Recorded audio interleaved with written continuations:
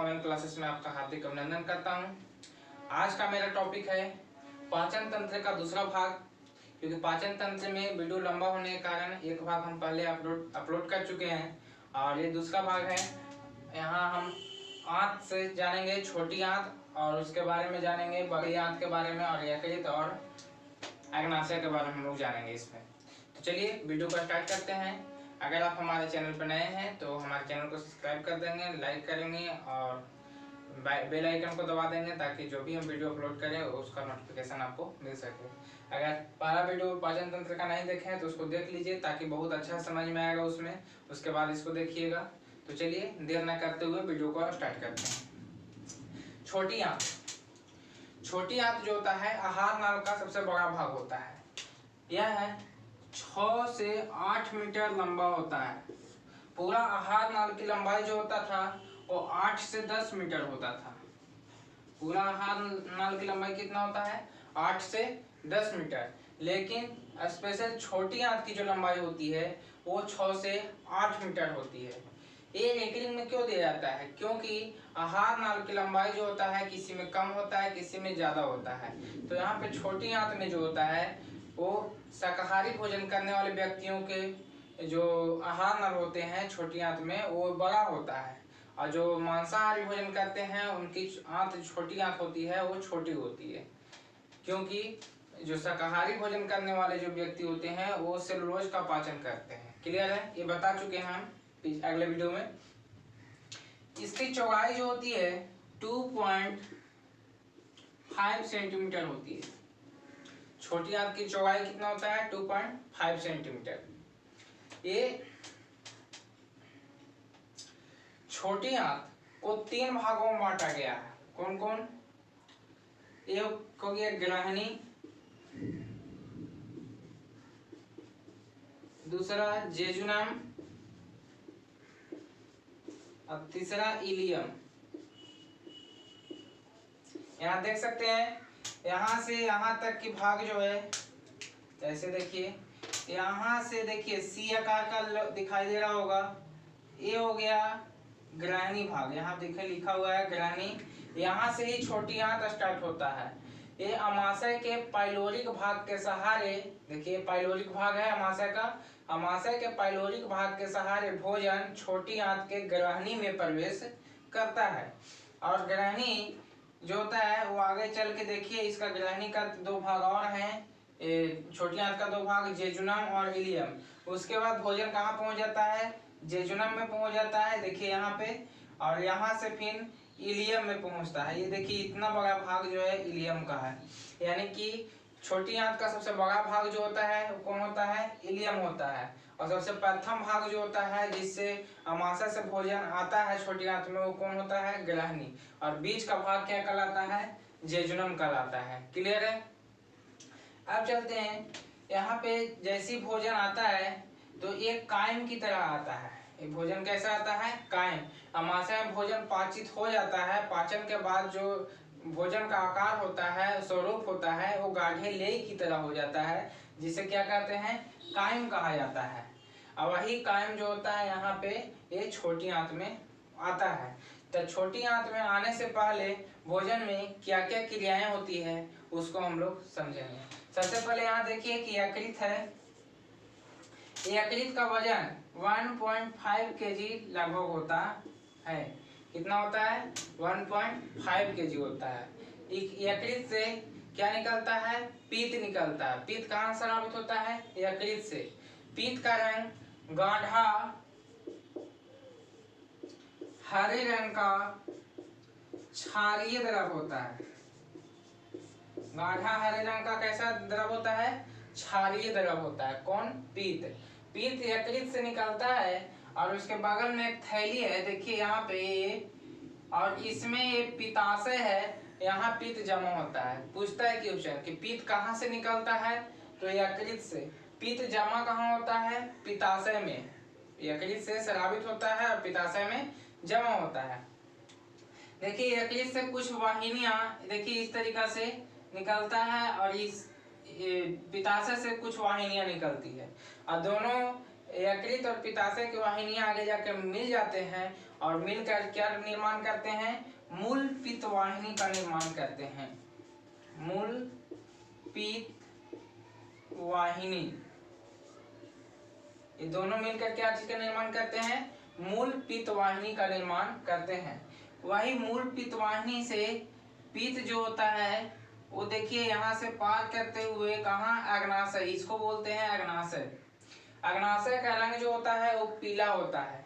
यहाँ जो है इसका रंग कैसा था, पित्त का रंग हरा होता है और अग्नाशय का रंग कैसा होता है, पीला होता है। इसमें बहुत सारे एंजाइम्स पाए जाते हैं जो भोजन को पाचन में सहायता करते हैं। कौन कौन एंजाइम्स होते हैं जस्ट इसके बाद बताते हैं।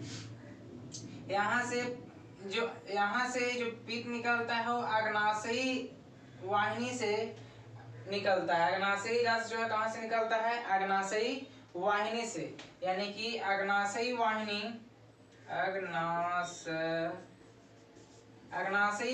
और मूल पित्त वाहिनी दोनों मिल जाते हैं। देखिए यहाँ पे मूल पित्त वाहिनी और अग्नाशयी वाहिनी दोनों मिल गए और मिल के ये देखिए छोटी आंत में गिरते हैं।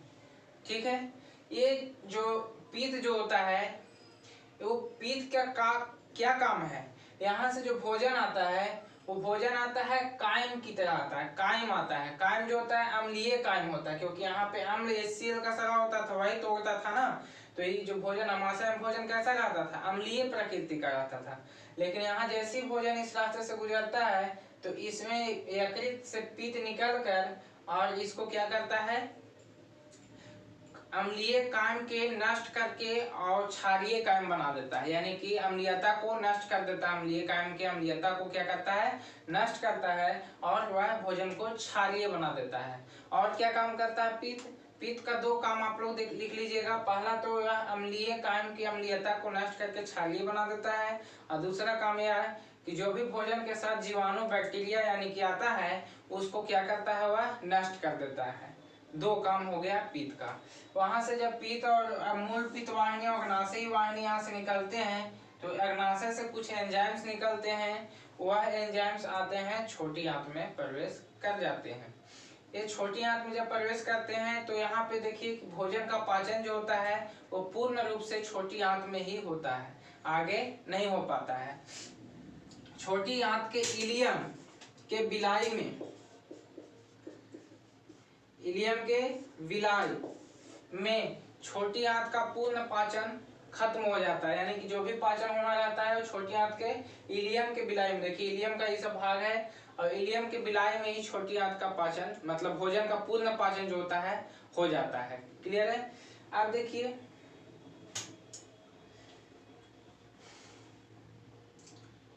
यहाँ पे जो भोजन आते हैं वो यहाँ पे जब भोजन आता है तो इसमें जो एंजाइम्स होते हैं, कौन कौन से एंजाइम्स होते हैं क्रिया करते हैं उसके बारे में हम लोग जानते हैं कि कौन एंजाइम्स कितना सक्रिय और किसको किस में बदलता है। तो चलिए इसको भी देख लेते हैं। अग्नाशय से कुछ एंजाइम्स निकलते हैं, कौन कौन से एंजाइम्स होते हैं उसको देख लेते हैं कि कौन कौन सा एंजाइम्स जो है अमाशय से निकलता है और क्या क्या क्रिया करता है। सबसे पहले ट्रिप्सिन है, ये 4 प्रकार के एंजाइम्स जो हैं वो अग्नाशय से निकलते हैं। ट्रिप्सिन, एमाइलेज, लाइपेज और न्यूक्लियस एंजाइम, ये 4 प्रकार के, मुख्य रूप से 4 प्रकार के एंजाइम्स उससे निकलते हैं। यहाँ पे ट्रिप्सिन जो है प्रोटीन पर क्रिया करता है, प्रोटीन का पाचन करता है और क्या बनाता है, पेप्टोन बनाता है। उसके बाद एमाइलेज एंजाइम जो है स्टार्च या कार्बोहाइड्रेट पर क्रिया करता है और क्या बनाता है, माल्टोस बनाता है। क्लियर है। उसके बाद लाइपेज एंजाइम जो है वसा पर क्रिया करके वसा अम्ल तथा ग्लिसरॉल का निर्माण करता है। नेक्स्ट है न्यूक्लियस एंजाइम जो है न्यूक्लिक एसिड पर क्रिया करके न्यूक्लियोटाइड्स का निर्माण करते हैं। ये हो गए अग्नाशय के कुछ एंजाइम्स। अब चलते हैं कुछ आंत से स्रावित एंजाइम्स के बारे में कि आंत से कौन कौन से एंजाइम्स स्रावित होते हैं। आंत रस कौन कौन से होते हैं और क्या क्या क्रिया करते हैं, आंत रस से संबंधित जानकारी लेते हैं। आंत रस में पेप्टाइडेस एंजाइम होते पाए जाते हैं, इनवर्टेस पाए जाते हैं, माल्टेस पाए जाते हैं, लाइपेज पाए जाते हैं, न्यूक्लियस पाए जाते हैं और लैक्टेस एंजाइम पाए जाते हैं। ये एंजाइम्स किस पे क्रिया करते हैं उसके बारे में हम लोग जानते हैं। पेप्टाइडेज जो है पेप्टोन पर क्रिया करता है और क्या बनाता है, अमीनो अम्ल बनाता है। क्लियर है। इनवर्टेस एंजाइम सुक्रोज पर क्रिया करके ग्लूकोज प्लस फ्रक्टोज का निर्माण करता है।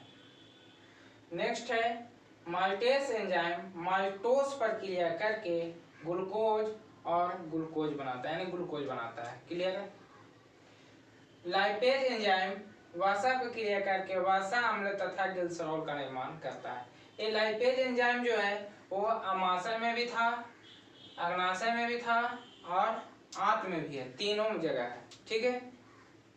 तो कभी कभी पूछ देता है कि निम्न में कौन सा एंजाइम्स जो है वो तीनों जगह पाए जाते हैं, अमाशय में, अग्नाशय में और आंत में, तीनों जगह उपस्थित होते हैं। तो ये हो जाएगा आपको लाइपेस। या क्वेश्चन ऐसे ही बदल के पूछ सकता है कि लाइपेस एंजाइम कहाँ नहीं पाए जाते हैं। ऑप्शन दे देगा आंत में, आंत रस में, अग्नाशयी रस में या अमाशय में, या चौथा ऑप्शन दे देगा यकृत में। तो कहाँ, तो यकृत में नहीं पाया जाता, बाकी तीन गो में पाया जाता है। क्लियर है। नेक्स्ट है न्यूक्लियस एंजाइम जो है न्यूक्लिक एसिड पर क्रिया करके क्या बनाता है, न्यूक्लियोटाइड्स बनाता है। ये एंजाइम जो है न्यूक्लियस एंजाइम जो है वो अग्नाशय में भी पाया जाता है और आंत में भी पाया जाता है। कहाँ कहाँ पाया जाता है, अग्नाशय और आंत दोनों जगह पाए जाते हैं। अगला है लैक्टेस एंजाइम लैक्टोज पर क्रिया करके ग्लूकोज प्लस गैलेक्टोज बनाता है, ग्लूकोज प्लस गैलेक्टोज बनाता है। ये हो गया 6 मुख्य रूप से आंतरस हो गए। अब चलते हैं, अब यहाँ से क्रियाविधि के ऊपर फिर से रिवीजन कर लेते हैं कि कहाँ तक पहुँचा है। तो यहाँ देखिए मुख गुहा से भोजन जब हम लोग करते हैं तो यहाँ से लार ग्रंथि से एंजाइम्स निकलते हैं जो लार को सान कर और उस पे एंजाइम्स लगाकर इसमें भेज देते हैं। और यहाँ भेजते हैं तो ग्रसनी के 2 भाग होते हैं, हम लोग पढ़े थे कौन कौन, एक निगल द्वार और एक कंठ द्वार। तो निगल द्वार कहाँ खुलता है, ग्रास नली में, और कंठ द्वार कहाँ खुलता है, वह श्वास नली में खुलता है। तो श्वास नली के बारे में हम लोग श्वसन में अध्ययन करेंगे। यहाँ चलते हैं ग्रास नली। ग्रास नली में जब भोजन आता है तो यहाँ पे आहार नाल में शिथिलन और संकुचन होना स्टार्ट हो जाता है भोजन आते समय, यानी वाइब्रेट होता है उसमें। तो उस संकुचन और शिथिलन को कर्मानुकुंचन कहा जाता था। अब यहाँ से भोजन कहाँ आता है, अमाशय में। अमाशय के कितने भाग, 3 भाग, cardiac, fundic, pylori. Cardiac, fundic, pylori.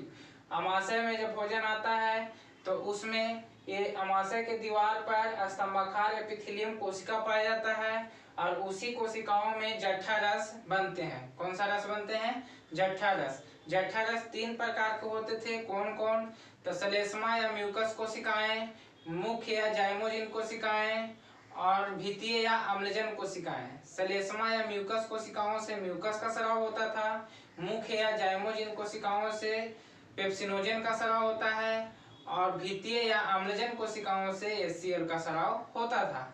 और HCl जो है पेप्सिनोजन पे क्रिया करके पेप्सिन बनाता था और पेप्सिन जो है प्रोटीन पर क्रिया करके क्या बनाता था, पेप्टोन बनाता था।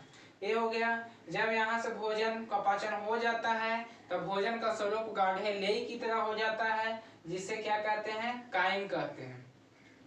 यह काइम जो है वो पाइलोरिक भाग के सहारे कहाँ आता है, छोटी आंत में आता है। और छोटी आंत में जाते समय देखिए कौन कौन सा क्रिया होता है। यहाँ पे यकृत है, यकृत का वजन कितना, 1.5 kg और इसका रंग कैसा, गाढ़ा हरे रंग का क्षारीय द्रव होता है। और यह जो है यकृत से क्या निकलता है, पीत स्रावित होता है। पीत का रंग कैसा होता है, गाढ़ा हरे रंग का क्षारीय द्रव इससे निकलता है और पित्ताशय में कहाँ जमा होता है, पित्ताशय में जमा होता है। पित्त कहाँ जमा होता है, पित्ताशय में जमा होता है। अब देखिए कि यकृत से कुछ वाहिनियां और पित्ताशय से कुछ वाहिनियां निकलती है जो कहाँ जुटती है, अग्नाशय में जुटती है। कहाँ जुटती है, अग्नाशय में। तो यहाँ से मूल पित्त वाहिनी और यहाँ से देखिए अग्नाशय वाहिनी दोनों खुलते कहाँ हैं, तो आहार नाल में खुलते हैं। आहार नाल के छोटी आंत में खुलती है। ठीक है। मूल पित्त वाहिनी इधर से और अग्नाशय वाहिनी इधर से, दोनों मिलकर कहाँ खुलती है, आहार नाल के छोटी आंत में खुलता है। तो इसका कुछ एंजाइम्स था अग्नाशय का, कौन कौन था, तो ट्रिप्सिन था, एमाइलेज था, लाइपेज था और न्यूक्लियस एंजाइम था। उसमें 4 एंजाइम्स पाए जाते थे। उसके बाद देखिए यहाँ से भोजन कहाँ आ गया, छोटी आंत में। छोटी आंत के कितने भाग होते हैं, 3 भाग, ग्राहनी, जेजुनम और इलियम। ग्राहनी कहाँ से निकलता है, तो देखिए पाइलोरिक भाग से भोजन ग्राहनी में प्रवेश करता है। और ग्राहनी से देखिए ये जो हरा टाइप के लिखा हुआ है यहाँ पे इंडिकेट किया हुआ है, संकेत दिया हुआ है, वो हो गया इलियम और उसके सॉरी जेजुनम। और उसके बाद देखिए कि ब्लू टाइप से जो इंडिकेट किया हुआ है वो हो गया इलियम। इलियम जो होता है छोटी आंत का सबसे बड़ा भाग होता है, छोटी आंत में सबसे बड़ा भाग होता है। छोटी आंत की लंबाई कितनी होती है, 6 से 8 मीटर होती है। पूरा आहार नाल की लंबाई कितनी होती है, 8 से 10 मीटर होती है। छोटी आंत की चौड़ाई कितना होता है, 2.5 सेंटीमीटर होता है। ठीक है, अब देखिए यहाँ से जैसी भोजन आता है तो इलियम के बिलाई में पूर्ण पाचन हो जाता है। भोजन का पूरा पाचन कहाँ होता है, इलियम के बिलाई में। उसके बाद भोजन का पाचन नहीं होता है। तो अंतिम रूप से यहाँ पाचन हो जाता है। जब पाचन हो जाता है तो यहाँ पे जैसे भोजन आता है तो कुछ जो अवशिष्ट पदार्थ होते हैं, जो कंकड़ जो होते हैं, कंकड़ पत्थर, उसको हम लोग जो अति कहते हैं, वो अपेंडिक्स में आकर जमा हो जाता है। और अपेंडिक्स में जब जमा होता है तो देखिए ये जो अपेंडिक्स जो होता है बना होता है कैल्शियम ऑक्जेलेट का बना होता है। किसका बना होता है, कैल्शियम ऑक्जेलेट का। अब यहाँ पे देखिए बड़ी आंत स्टार्ट होता है, यहाँ से आगे चल के बड़ी आंत स्टार्ट होता है। अब बड़ी आंत के बारे में हम लोग समझेंगे अभी थोड़ा देर पहले बाद में। वो देखिए यहाँ पे बड़ी आंत और छोटी आंत के जोड़ जो होता है जहाँ पे, उसको सिक्कम कहा जाता है। क्या कहा जाता है, सिक्कम कहा जाता है। अब देखिए कि जब आंत में, छोटी आंत में पाचन हो जाता है, पूर्णतः पाचन जब हो जाता है छोटी आंत में भोजन का, तो एक कायम जो है वो और भी गाढ़े लेई की तरह होता है, और भी लिक्विड फॉर्म हो जाता है। कायम यहाँ पे था जो लिक्विड फॉर्म में था, गाढ़े लेई की तरह होता था। कायम और पतला हो जाता है कहाँ, छोटी आंत में पाचन होने के बाद। उसको क्या बोलते हैं, चाइल्ड। क्या बोलते हैं, चाइल्ड बोला जाता है। छोटी आंत में कायम और भी पतला हो जाता है पाचन के बाद, जिससे क्या बोलते हैं, चाइल्ड बोला जाता है। ठीक है, अब यहाँ से भोजन का जो बड़ी आंत है स्टार्ट होता है। बड़ी आंत के 2 भाग होते हैं, कौन कौन, एक कोलन, दूसरा रेक्टम। कौन कौन होता है, कोलन प्लस रेक्टम। कोलन के 3 भाग होते हैं, ऊपरीगामी, अनुप्रस्थगामी